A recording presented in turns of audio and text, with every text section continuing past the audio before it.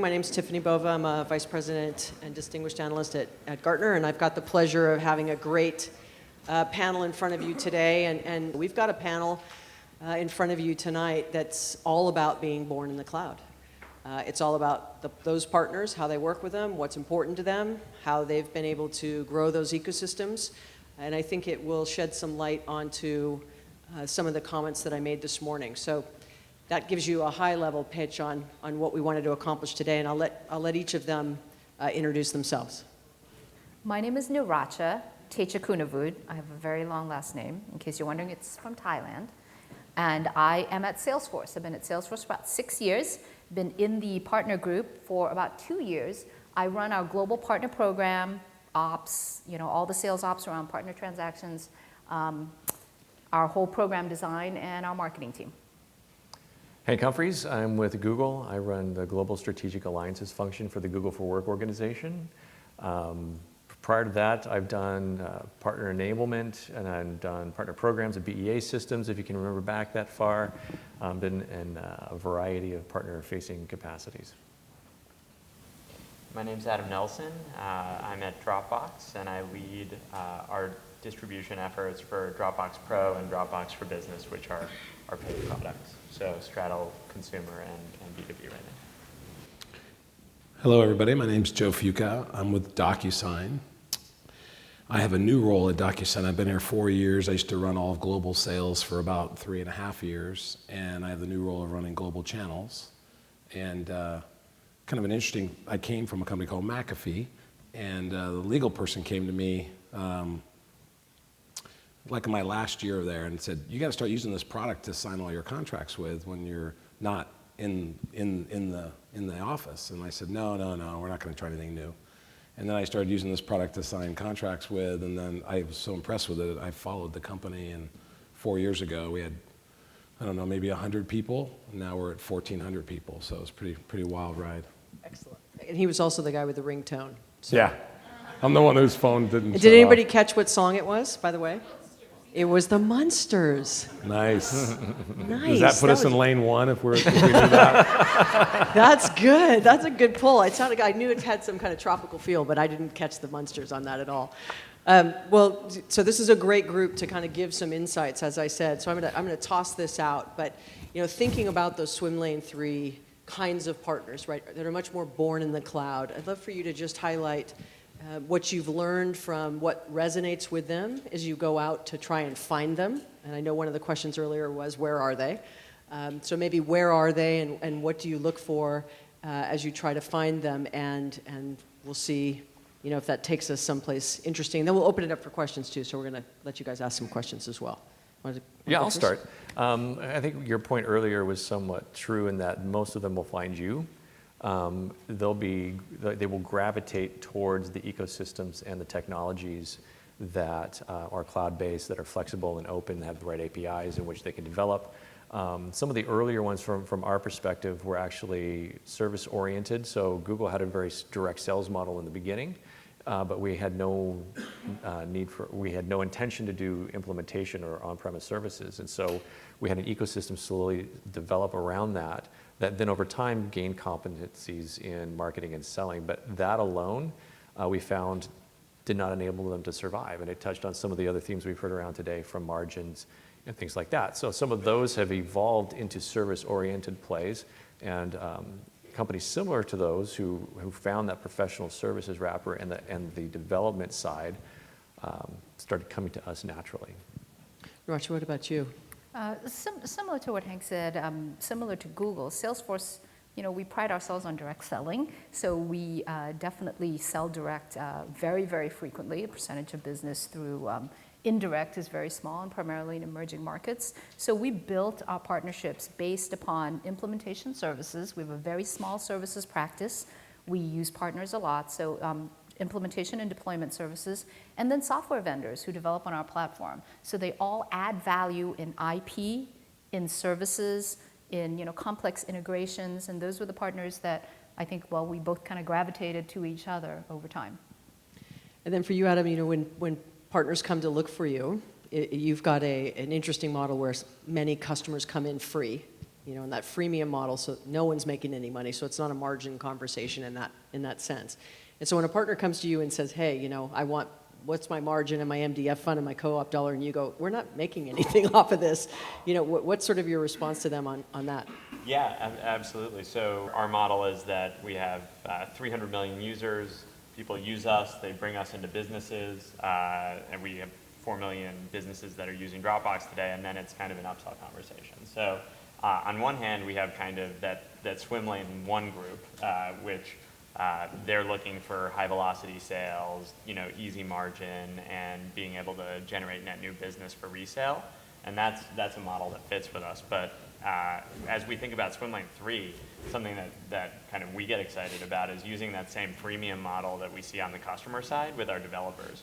So we have over 300,000 developers who have developed on top of Dropbox, and they use it as basically a file store, and being able to kind of take, for instance, Career Builder, being able to just add your resume from your mobile phone because it's in your Dropbox or something like that. And what we're very focused on now is, just as we did in terms of moving from consumer to B2B on the customer side, is moving consumer to B2B on the developer side. And so that's where we're finding a lot of those partners. And it's early days. Those consumer APIs have been out for 4 or 5 years, and our Dropbox for Business API just came out in December. What about you, Joe? At DocuSign, it's essentially a platform. So we call it digital transaction management. And in order for us to even survive in the early days, we had to connect to other systems. Because if you think about our solution, it's all about different use cases depending on who you are. So if you're in real estate, we got to get the real estate forms in the application. So we partnered with many different real estate form providers. In the CRM space, this company called Salesforce over here, we spent a lot of time writing on the Force.com platform and essentially integrated with it, and that opened a whole new ecosystem for us. So for DocuSign, it's a direct sales model up until I took over channels, and we connected basically to every partner we could connect to. We connected to Google Drive, we connect to Dropbox, so that people can pull their documents down from those storage facilities. So it's just one of those really where partners really drive our entire ecosystem. And so with that, it's interesting, none of you said anything about margin, right? So tell me how the partner views making money. Because if it isn't from margin, how are they viewing, in their own business, how do I remain profitable? I want to be relevant, I've got to do all those things. What are the things that they look at if you took margin out of the equation, right? Because they're not going to make any with you. What sort of... So I assume you're talking strictly about swim lane 3 now? Because Well, the other ones care strictly about margin. Yeah, and so this is the trick. So if swim lane 1 guys are showing up to you and saying, I want to work with Dropbox, or I want to work with Google, I want to work with Salesforce, I want to work with... they're going to show up. They're trying to get to 2, right? They want to have more of a hybrid business. What are the things, how do you talk them through it isn't a margin conversation? What does that look like or feel like? For us, it isn't a margin conversation. It is added value. So we talk to our partners about the services they bring, the experience they bring, the IP they have, the configurations they can deploy in a repeatable manner, and very importantly, a recurring services business for them. So it's not a one-time big bang deployment, here you go, and off I go into the sunset or onto the next customer. It is maintaining that customer relationship because the services will keep coming in a recurring manner. And your customers don't actually bill for you, do they? Your partners don't bill for you, do they? They don't bill? They don't bill the customer on your behalf. No. You bill them. Correct. So your partners don't bill the customer. Correct. But your partners own the customer relationship. Correct. Okay. Just wanted to make that point about billing. I got my own agenda on this one. That's important. It's all about my agenda on this one. So, if a swim lane 1 guy came to you, and while that all sounds great, it is very much a developer kind of mentality. So if I'm a 1 guy and you sat down with me and said, oh, it's about IP and development, and I don't have those capabilities, are you doing anything to help them make those transitions? Well, I think, it's not an easy transition. And we definitely meet a lot of partners, especially globally, because the model is not consistent around the world. We definitely meet a lot of swim lane 1 partners who think this, they want to get into the cloud. So we have tools, we have enablement, we have development organizations that we can hand out so they can run a development instance and just play We have a huge developer population and a huge developer program that you can start playing very quickly. That would be the best way to get started. And that's what we tell our partners, but it doesn't happen overnight. A lot of times they just go try to hire some expertise, which is also not a bad way to get started. Hank, what about you? No, very similar. You have to do a segmentation model, right? Because in the long tail, you have this massive ecosystem you just simply can't touch. And so we've put up some automated certifications around development and deployment and some other services that they can then self-enable on. And if they get to a certain threshold, then we can invest in them a little further. My team works up the stack at the larger level. And that's where we spend a lot of time working with them very personally. I have on my team solution architects and some technical resources, along with some vertical industry personnel that I will go and help them craft what is your technical solution? What is it by use case in this industry? So that they can have a specific IP built on our technology that they can go and deploy. But to your point earlier, it's really about the services and the IP that they develop, not so much about the product. And that's a very difficult conversation for someone who was born and raised strictly in the swim lane one. They have to make that conscious decision. Are they willing to move into the services realm, or do they just want to play a margins game? Because it might just be a qualification out at that point. What about you, Adam? Yeah, for us, it's actually, I think we dabble in a little bit of both. And we've had to be, I think one of the mistakes we made early on was, as we were getting started, we just didn't have the resources to target both. And so we just had one program fits all, and I think it just made everybody equally unhappy. And so I think that you focus on, if you have a swim lane one person, you have to understand that, for instance, the person you're talking to might have no economic incentive for recurring margin, even though it's valuable to the business and it's what our business grows on. So figuring out what a kind of incentive model is going to be, if they're margin driven and they're based on year one for that group, versus having a completely different model that's services based, that's built around change management, that's more of an enterprise sale, and how do you build work processes and collaboration on top of Dropbox? And we have both of those, and we actually manage them out of different groups. So it's really about having a different value prop. How about you, Joe? So we're pretty early on. We're not as mature as Salesforce and Google in terms of tools for people to use, but I can use a couple examples that are really interesting. So I don't know where you would put Intuit on the swim lane. They came to us and said, listen, we want to automate a certain tax return that was approved by the IRS this year. We all literally hand sign something called the 8879, where you tell your accountant they can go ahead and e-file your taxes, which is kind of funny. So we fax it to them so they can e-file. Think about that for a second.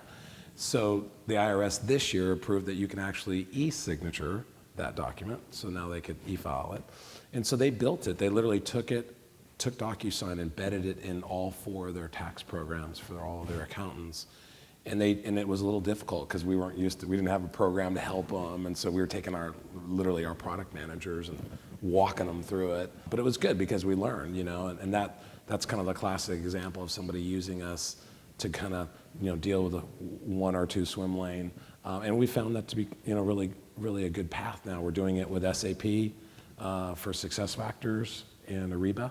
They're already started building integrations with DocuSign so that you can, sign all your onboarding documents when you go to a new company and just have it done with DocuSign as part of SuccessFactors.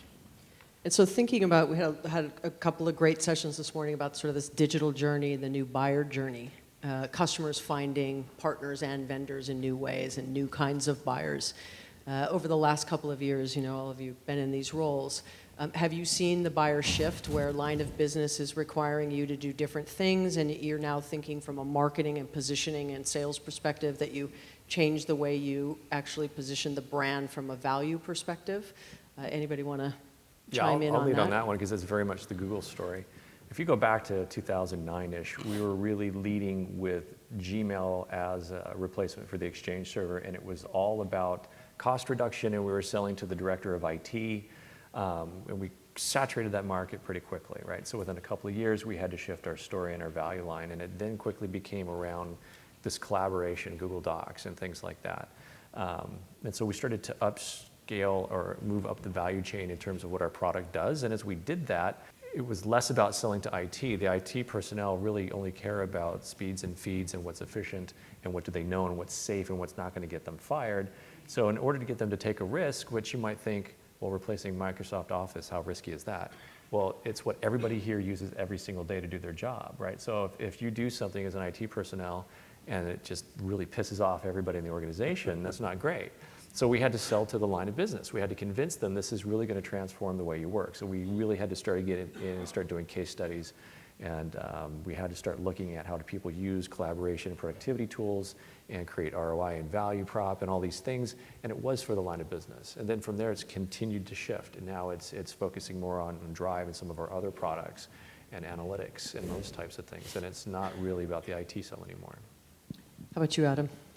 Yeah, I mean, we've had to move from a freemium model to having that value proposition straight out. And in the B2B space, it went from kind of what was more of a natural viral kind of line of business sales, somebody putting it on their corporate card, and then a little bit of kind of viral within the enterprise land and expand to, we hit enough ceilings there that we said, this is a sale that goes into the CISO first. They need to sign off. They need to be the one who says, this makes my organization safer, this makes my infrastructure safer, and then kind of with their backing, take it back down to line of business or do wall-to-wall. So that's something that, 2 years ago when we were, our biggest deployment was a couple hundred users versus today when it's tens of thousands. It's just been both kind of on the selling side and then on the product development side, just very rapid iteration. So Naracha, I don't think anybody in the industry really has done a better job of squarely focusing on line of business, sort of head of sales and marketing and bypassing IT, which, I think you guys might have even created the entire shadow IT problem. I don't know. But Didn't really have a choice in the beginning, in the early days you did of the not. cloud. And like I told you, I was Right. one of your beta clients, and Yeah. I had a marketing budget, right? So, as one of the pioneers in selling to line of business, as you chart to go in the reverse, right? You're having to go from line of business into IT. How are you thinking about repositioning the brand? More importantly, like on those digital journeys, right? As customers are looking for a solution that you would be able to fill. Yeah, if you look at Salesforce's history, it was very much SFA, selling to the sales line of business. And then as the product suite expanded, we learned how to sell to the service line of business, which is very similar to sales in many ways. And then when we released a platform, as we thought about all those common architectural features that could be leveraged by others, which is the beginning of our ISV ecosystem, but it also was the beginning of selling to IT because selling cloud as it became more accepted became a little bit easier. And then you go back, and now in today's world where everyone's talking about digital journeys and transformations, what you sell is agility. What you sell is flexibility. What you sell is speed and responsiveness. And that is the value proposition that we bring to IT today. And as we've become bigger, the challenge of enterprise integration actually increases, and you really do need IT's buy-in. As he said, go wall to wall, and you really are in a company, in the DNA, as opposed to a solution on the side. And so many people in here, right, will manage the channel and the field guys that are now thinking about selling not only to IT, but selling to business. So if you could give them any advice on the marketing side of how to actually message out to both an IT buyer and not turn them off by being too line of business heavy, and then not turn off a line of business buyer by being too IT heavy. What have you learned from a marketing perspective as you try to have kind of both conversations in a way that resonates through these new digital journeys? Anybody want to pick that up? Well, I think we see it as sort of this constant pattern. Anytime we sell to the line of business, there's always a discussion with the CISO, and there's always a discussion with legality for our world, for e-signature. And so there's always this common balance. All of our sales effort and marketing effort is to the business, because we're always talking about whether we're going to speed up their sales cycles, or whether we're going to help them close business faster, or whether we're going to help them process their new accounts faster at Merrill Lynch or Morgan Stanley. And then that just sets up a whole classic process that you were talking about earlier, which is every single deal, there's a security check, there's a can this company scale with our business? Where's the data reside? Do they have international data centers? Where does the data move? It's a very common process. So even if you're selling the line of business, it's great, but eventually you'll get to this whole process. It's become very patterned. So any questions from you guys? Anybody want to? No questions? Really? So if it's become a pattern, what tools do you have so that when you get to those points, you've already answered the questions, or you have some for a partner or someone to say, yeah, we got that question. That's a great question. So for us, we literally built white paper on the security standpoint, and then we have our own CISO and 3 people that report to that CISO that literally get on calls with our partners when they're in those sales cycles, just like they do when our salespeople are on sales cycles. So yeah, once you've established a pattern, then you try to resource it. But we're in the early stages of that. So maybe one of you guys was a little better for that. Yeah, from our standpoint, it is, you know, our salespeople sell to salespeople very well. So that was kind of the first wave of success. I think learning how to sell to others, lately selling to CMOs, because as Gartner tells us, they have an awful lot of budget.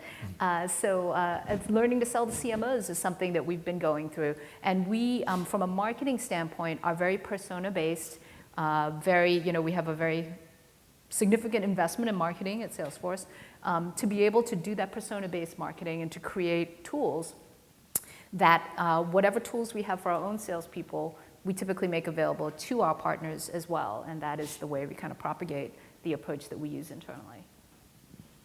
Was there another question over here? I'm sorry. I think there was. Yep.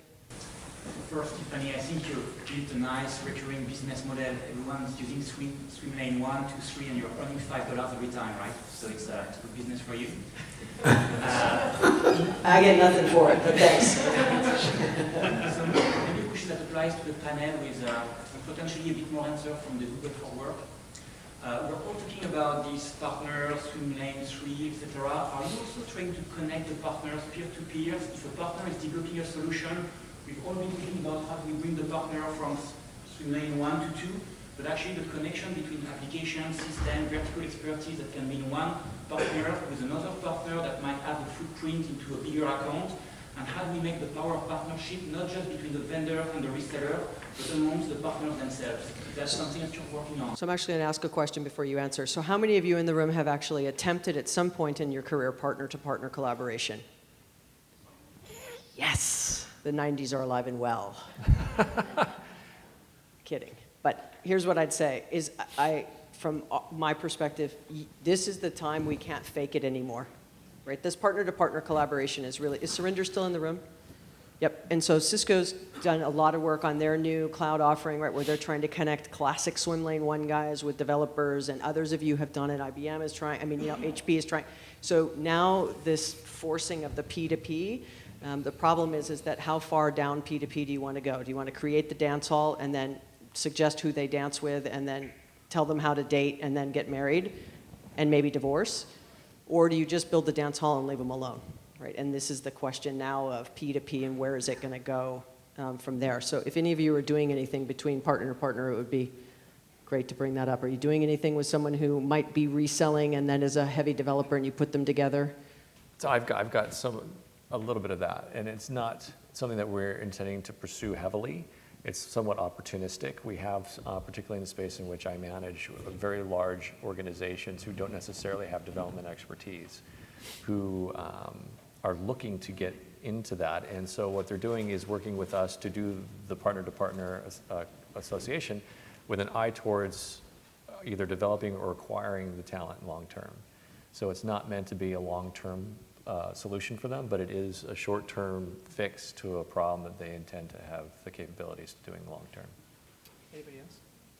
Yeah, we actually just announced a partnership yesterday with SoftBank CNS in Japan, and it's very much targeted at this P2P model, but actually kind of creating a platform out of it. So SoftBank is going to become a large distributor and reseller for us, which feels a little more tier 1, but they're also going to build a platform through which Dropbox can be kind of the data layer that connects into all of these kind of specific vertical partners within Japan.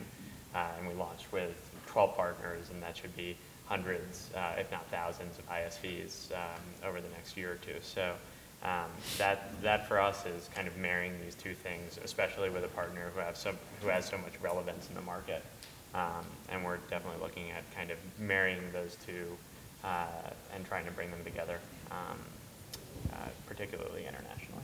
Yeah, so I give this example quite often. Is I met with a partner maybe like 18 months ago, and I was speaking at their kickoff for their sales conference, and this sales rep came up to me and he goes, "Oh, you know, I sold one of the largest retailers in the U.S. wireless access points," and it was the brand of someone who's in the room and was on stage around lunchtime. You can figure out who that is. And he made a lot of money, right? So he took his family on vacation. It was great. He got OIP, VIP, SIPT, right? He got all these incentives. He got all this stuff, and he was like, thumbs up. And I said, ironically, I actually knew who was selling to the chief marketing officer in that same organization. And I asked the sales rep of this VAR, what was the client using the wireless access point for? What do you think his answer was? Not only was it I don't know, it was I don't care. Why would he care? He went on vacation, he hit winner's circle, he went on vacation, all those things. The vendor showed up and gave him an award and all that stuff, right?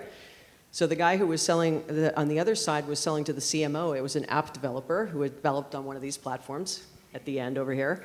And you can say that they sold to the marketing person. The marketing person bought this app, so when you walked into the store, you would know that you left something in your shopping cart, and then it would tell you, do you want it? And if you want it, we'll give you 10% off more, and we'll bring it up front for you.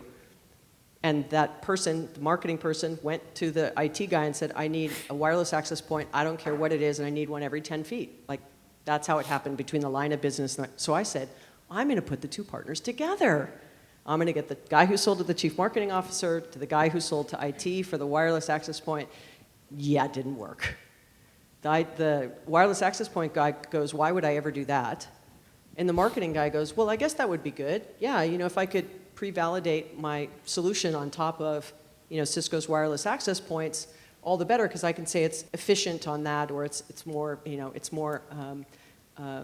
agile on that, and I've confirmed it on that. And so I tried to put them together from a P2P perspective. Didn't work. The swim lane 3 guy was like, sure, there's a little value for me. Swim lane 1 guy was like, I'm not going to slow down my deal of selling those wireless access points in order to try to go sell a solution to a line of business guy for apps that I don't even understand. So this is part of the problem, right? That we all have the intention of it, but they don't understand the connection of thinking about that outcome of the business versus just thinking about it from a pure technology standpoint and retiring quota. So you were going to say something. So the only thing I was going to say, because we at Salesforce don't typically look at connecting, swim lane 1 and swim lane 3, but we do. Our two biggest partner groups would be consulting partners or system integrators and ISVs like DocuSign. So we actually do a lot of connection between the two, and there's a natural synergy there. And we actually use, we have a partner community, and everybody's there. And there's certain, areas you can go to for particular enablement content, but the comms go out to everyone. Enablement is available to everyone, and what we do see is a ton of consulting partners who become ISVs, a ton of ISVs who want consulting expertise to build products, so they look for like a product development organization, a PDO. So we do see a lot of connections happen organically.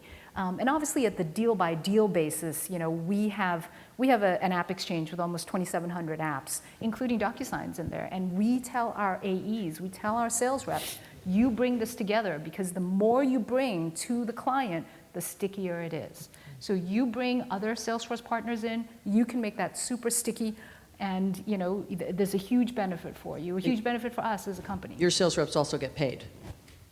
Some. Yeah. Depends. But that helps. That does help. Yeah, a little bit.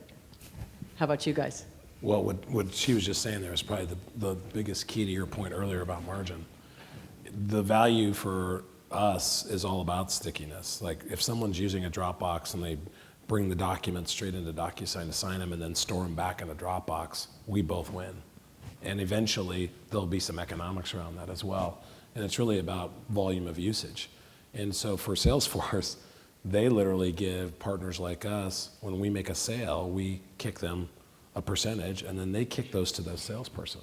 So that's why there's an economic benefit. So it's a great program. It's worked really well. Any other questions from you guys based on that? Anybody done P2P well in here? Have found the trick, the answer? Yeah, Surinder, put your hand down. So I want to tell you, I'll tell you a 90s story. So Cisco came out with Avatar P2P collaboration like 9 years ago, right? Avatars. It was awesome. Yes. Like when the movie came out? No, I mean you would, I mean as a partner, you'd have your own avatar. You have an avatar. Got it. Yeah. Got it. Okay. Sorry. Go ahead. I just want to pick up on your thread about billing directly to customers. So we use channels typically to scale. I would just like to get the views from the panel. Does such a model actually help or hinder scale, or does it just increase investments from, let's say, a vendor's perspective? What's the views around Whether that? they bill or don't bill, does that impact you? Yeah, Great like it's question. either a buy-sell or an Yep. agency like the Microsoft Advisor model. What are the thoughts about that? Great. Well, I know for DocuSign and for, you guys probably have similar strategy. It's global. The answer is globally in different locations. We do different things. And so we have a partnership with Telstra in Australia where they take the transaction and they put DocuSign and Salesforce and a couple other products as part of a package that they sell to small businesses. And then they take it on their paper. I know from a business standpoint, if someone else is taking the paper, then they're getting the gross sales, and then you probably get a piece of that, so then you get the whole margin discussion. We said margin. Yeah. Sorry. Yeah, so for us, when we think about scale from like a sales and marketing perspective and kind of getting reach, as Tiffany mentioned, there are just a lot more partners in lane one. And if you have, by an order of magnitude. So if you have a model that fits a lot better for those partners, you can get scale more quickly. And we've found that means billing. And I think what we're finding is that there's definitely an evolution in terms of partners used to care only about year one revenue, and now partners will tell you they care about recurring revenue, but they really only care about year one revenue. And I think at some point they probably will care about recurring revenue because it's actually a very nice thing when you get the model working. Mm-hmm. But that transition is taking a lot of time. So I think it's one of the reasons why there are a lot of companies that are trying to tackle this, how do you deploy SaaS applications centrally and bill on them, and it's actually a very complex problem. But I think a lot of value to be created because it not only enables just a much easier kind of resale model, but also lets you easily build in some of the kind of value-added services on top of it.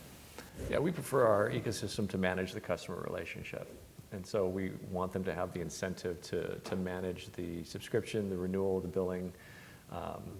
It gives us scale, it gives them the relationship with the customer. In fact, we find that they get quite upset if we try to disrupt that. They don't want to be abstracted with us in the middle, so we like to have our channels as close to the customers as possible. And for Salesforce, it is country and market specific. So we don't have legal entities in all countries. They want to bill in local currency. You don't have a choice. You want the business. You use a partner. For markets like Japan, where huge portions of the revenue go indirect through one of a series of large partners, we do that as well. So especially in markets where we don't have as many feet on the street, that is the strategy. Is that good? Did I answer your question? So here's what I'd say is that, and I'm going to use, if you've got a partner who is going to embed DocuSign or Force.com or Google Apps into a solution that they're creating and they're going to launch it and call it collaboration as a service for small business, they're billing for that collaboration as a service for small business, right? And so they're not worried about that individual margin. If the price, if everybody on this panel decided to say that their product was going to be free tomorrow, the partner would still be healthy and making money because they'd be adding their services on top of it. If they don't have that kind of ability and the only thing that they think is adding value is the value of the transaction itself, there's very little value in the act of transacting. There's lots of value in collaboration as a service or the integrated one like the Telstra example or the example over here. But if it's an individual product, just the bill alone, the customer you ultimately sell to is probably not the one who gets the bill anyway. Right? And so are you really billing that customer you sold to? Probably not. It's going to finance. It's going somewhere else. And so the reason I harp so hard on that is because it's a margin mentality for them that if they bill then they can make the money. And if they don't bill, there's no way to make money. And like Salesforce, I use that example, that you can't resell in the US, but those partners are making good money. And then you have some partners of Google's who don't want to bill, and then some will bill. And I think it has a lot to do with the business model. But for me, it's much more of a mentality shift of the channel to get them to stop thinking that billing equals owning. And that's really why I sort of put my thumb on that topic, more than I'm worried about the bill. It's more about the mentality of it. So I'll ask the panel a last question. So, there's a lot of people in here that are early in their career, middle of their career, been doing this a long time, and I think that you guys have been able to establish yourself at some very disruptive companies and doing some pretty innovative things. So if you could give sort of the career personal side of, what was the one thing that along your journey made you go, I think I'm going to take a left here, and I realize where I want to go, and you feel as if, I'm guessing that you feel as if you've landed someplace you tried to get to. So I'll start with you. Well, I've switched jobs a lot, but not switched companies very much. So I was, prior to Salesforce, a couple startups, but I was at Oracle for a very long time. I was actually at Oracle for 16 and a half years. And people always say to me, how could you have stayed there for that long? And fundamentally, it's you find the work that's challenging, and you go where that challenging work is. So every 2-3 years, I change roles. I worked in alliances at Oracle for some time, but when I joined Salesforce, I worked in our Customers for Life group. I ran our sales strategy group, so I know all about territory management and quotas and carving. And then I came to the partner group 2 years ago, and those skills, and it wasn't a planned journey, let's say. I was a little bit of a drifter in many ways, but you accumulate a lot of learning in every single role. And as you look back, and maybe it took a little while before the realization hit, but all that learning, whether it be in an obscure role that you toiled in, or a role that completely didn't have anything to do with channels, all that learning comes together. And that's what I found, that there was learning, even if it was a job that I did not enjoy, and there have been those, there's a learning in there that you can take, and you just have to be thoughtful about how you assemble that for the future. For me, there's a couple things. I speak at universities and do some career development stuff, so I get that question all the time. How did you get into Google? How did you get to do these things? And I'm not like an accountant where there's this linear progression where you just kind of sit in your role and you move up over time. I've been very ADD about my career, but there are a few very strict rules I have that I follow. One is, if I can look over my shoulder over the past 18 to 24 months and I'm doing the exact same thing and it's becoming repetitive, I know I need to change. It's too steady state. I need to find a way to add more value. I need to expand it. I need to grow. So if I find myself in a position where I've reached the limit of that position and it's not growing, I either need to get a new position or find a way to expand what I have. And then a second point that I apply to that is, years ago, I worked at a company called BEA Systems, which is now part of Oracle. And I had a meeting one day with the president of the division named David Guy, who's now president of BMC. And I was very junior at that point, just fresh out of grad school. And we had a 30-minute meeting scheduled, and we only used 20 minutes. And I said, okay, I'm going to give you 10 minutes of your time back. And he said, well, you've got me for 10 more minutes. What do you want to know? And I asked him that question. I said, well, how did you, because he was relatively young at the time, how did you get to be president at your age? And he said, frankly, I've looked across organizations, and I've looked at the jobs that have scared me the most and determined that's where I need to go next. The things that I don't understand, I don't know how to do, I need to go understand them. And so he built his career about making this progression, this journey around the organization, kind of to your point, different jobs, not necessarily linearly aligned, to master the things that he thought were challenging, and that helped him move up. And so in my progression, as I look over my shoulder and I realize, hey, I'm in a static state, I need to expand, I look to expand in areas that are challenging and maybe scary for me so that I can master those. So I'm relatively new to the channel. I'm very new on this panel, except for Joe. Thanks. And so I joined Dropbox 3 years ago and kind of came in with this broad, we were 150 people at the time and just starting this B2B business. And the question was, how do you work through partners to build it out?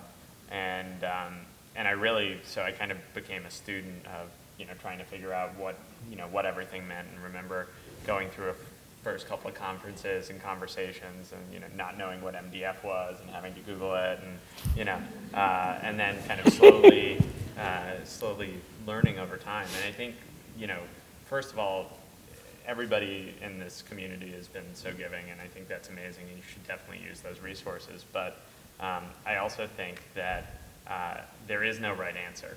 I used to look at some of these channel programs that we really admired, Salesforce, Google, DocuSign, more recently, in building it up, and you would try to pattern match, and you realize that they have a bunch of different things going on that don't apply to you. And so my biggest takeaway is, view your channel program as a product, and you're going to have product market fit in very different ways than other companies do, just like different products do. And so, take those learnings, but I think if you look around, the people who I've seen who have had repeat successes are not doing it because they're taking the same model and applying it over and over again. It's because they're great executives and great strategic thinkers and are able to take all of the external factors and internal factors and create something that makes sense.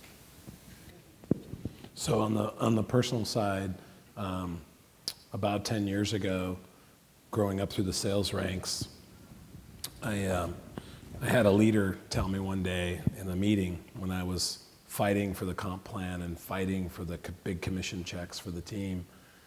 He says, "You ever stop and think about what the good of the company is?" And it really kind of stuck on me, and it really kind of helped my career, because I was like, well, what do you mean? I thought it's all about the revenue and how much we make on the revenue. No. Have you ever really thought about like the bottom line and how it's going to help the company? And so it was a really good conversation for me in private, because it really kind of set the rest of my career up, and went to McAfee and did some things for Dave DeWalt, and we changed that company around. And then this DocuSign run has been really interesting, because they've asked me to play a different role, which, you have to have a company first mentality to switch roles like that. And so it's been really, really rewarding. Great. Well, let's give a hand to this fantastic panel.